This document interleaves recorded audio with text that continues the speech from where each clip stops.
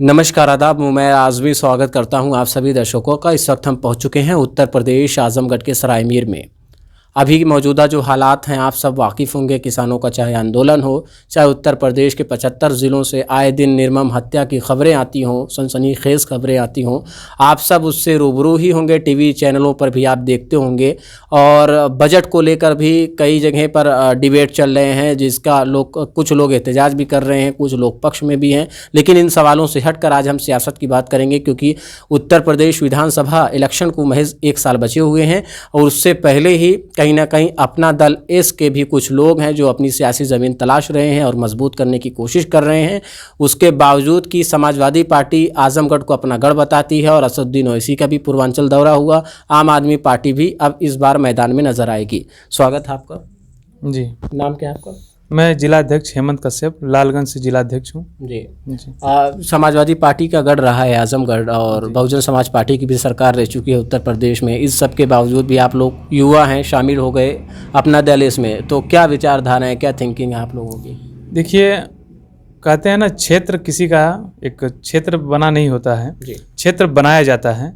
पहले से जो भी पार्टियां हैं, हम किसी पार्टी का नाम सार्वजनिक नहीं करना चाहते हैं। प्रत्येक पार्टियां आई हैं, प्रत्येक पार्टियां रही हैं और हमें सबसे नहीं मतलब है, हमें सिर्फ अपने पार्टी से मतलब है कि हमारे पार्टी की जो विचारधाराएं हैं, जो उसके एम हैं और जो उसकी नींव हमको रखनी है। हमारे लालगंज क्षेत्र में अपना दल पूरी तरह से नया है और उसकी नींव मैं इतनी मजबूत रखना चाहता हूं कि उसका मंजिल भी मजबूत रहे और आने वाले समय में मजबूती से हम उस पर कोई काम करें। अभी जैसे कि असदुद्दीन ओवैसी साहब का भी दौरा हो रहा है, तो कहीं ना कहीं वो भी चुनाव लड़ेंगे और अपनी ज़मीन मजबूत करने की कोशिश भी कर रहे हैं और आम आदमी पार्टी भी है। तो आपको क्या लगता है, इन सब के बावजूद भी आपको सियासी ज़मीन मिल जाएगी उत्तर प्रदेश? जी देखिए, हर पार्टियों के ऊपर डिपेंड करता है कि वो उन्होंने कितना संघर्ष किया है, कितना कार्य किया है और कितनी मजबूती से वो आए हैं। वो उनके काम के ऊपर डिपेंड करता है कि उन्होंने अपने क्षेत्र में कैसा व्यवहार किया और कैसा काम किया है।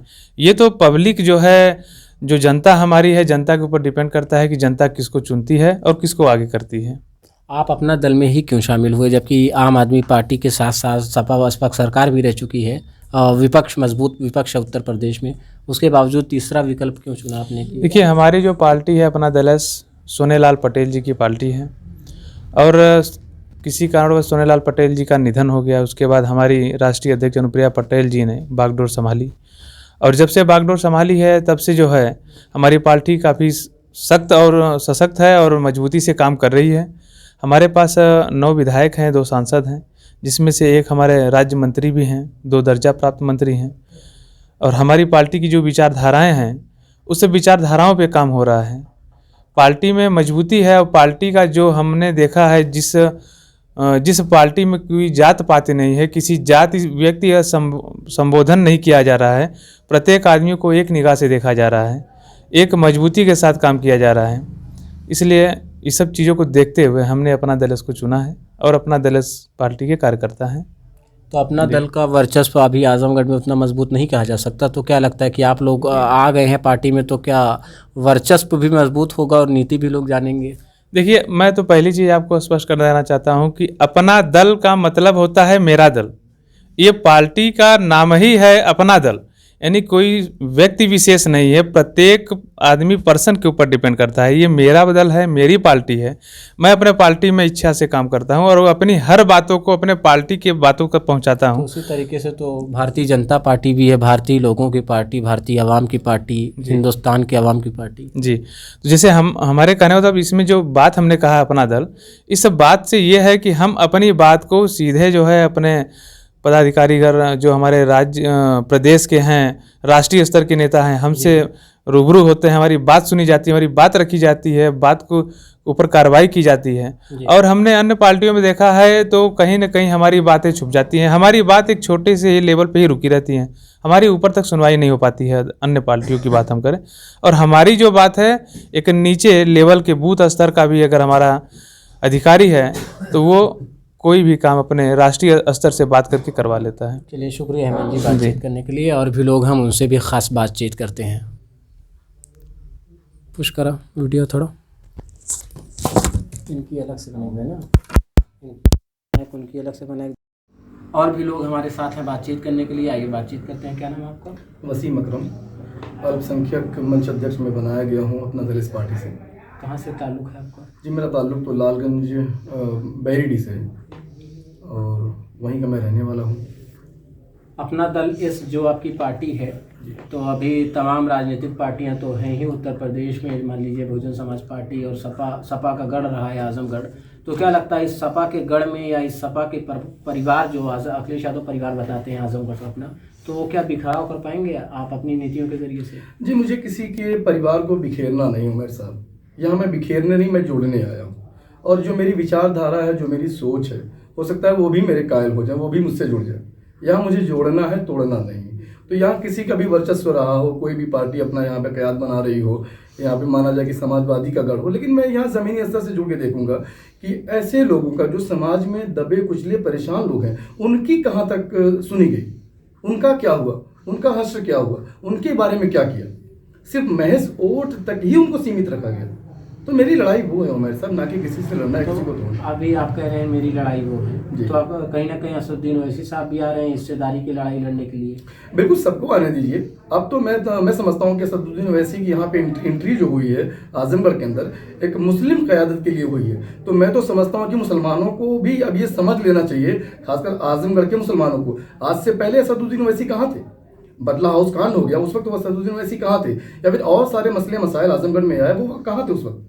आज उनका आना, दस्तक देना, तो मैं समझता हूं कि वो अपने लिए ही, अपने पर्सनल मफाद के लिए आए हैं। क्या किया उन्होंने मुसलमानों के लिए? और अब मुसलमानों को एक फैसला कर लेना चाहिए कि जो उनके हक के लिए लड़ाई लड़े, जो उनके लिए बेहतर करे, उनका साथ दें, चाहे वो किसी भी पार्टी से हो। और मैं आपको एक बात साफ कर देना चाहता हूँ उमैर साहब, यहाँ पर आप भी बैठे हैं, मैं ये कह रहा हूँ कि बीजेपी से हमको डराया गया है।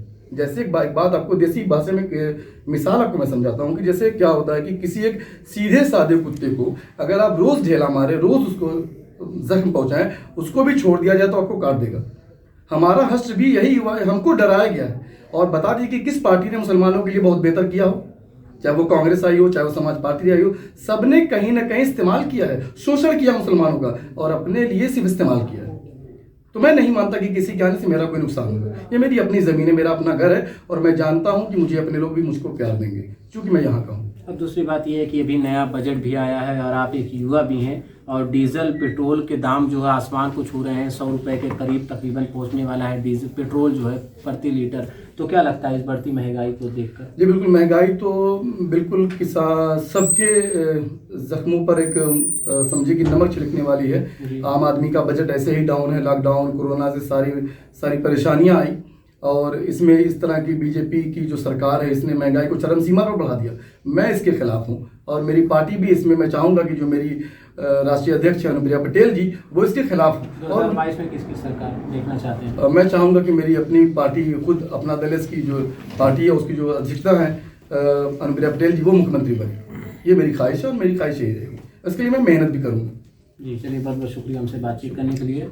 तो तमाम लोग थे, हमसे ख़ास गुफ्तगू कर रहे थे। अभी आपने सुना कि इन्होंने कहा कि अनुप्रिया जी को हम अपनी पार्टी में मतलब मुख्यमंत्री देखना चाहते हैं। तो कहीं ना कहीं आप समझ सकते हैं कि जिस हिसाब से हैदराबाद सांसद असदुद्दीन ओवैसी साहब का दौरा हुआ पूर्वांचल का, उसी के साथ समाजवादी पार्टी भी कहीं ना कहीं अपनी ज़मीन मजबूत कर रही है और आम आदमी पार्टी भी मैदान में है। तो कहीं ना कहीं अपना दल भी लगा हुआ है, कहीं ना कहीं उसकी भी ज़मीन सियासी उसको मिले और अपना दल अपनी नीतियों को लोगों तक पहुंचा रहा है। और कुछ युवा जो हैं वो जुड़ चुके हैं आजमगढ़ से अपना दल के साथ और वो अपना दल जो उनकी पार्टी है उसकी नीति को लोगों तक पहुंचा रहे हैं। ऐसी और तमाम दिलचस्प खबरों के लिए आप हमारे साथ बने रहिए। कैमरामैन माज अहमद के साथ उमैर आज़मी, सराय मीर, आजमगढ़।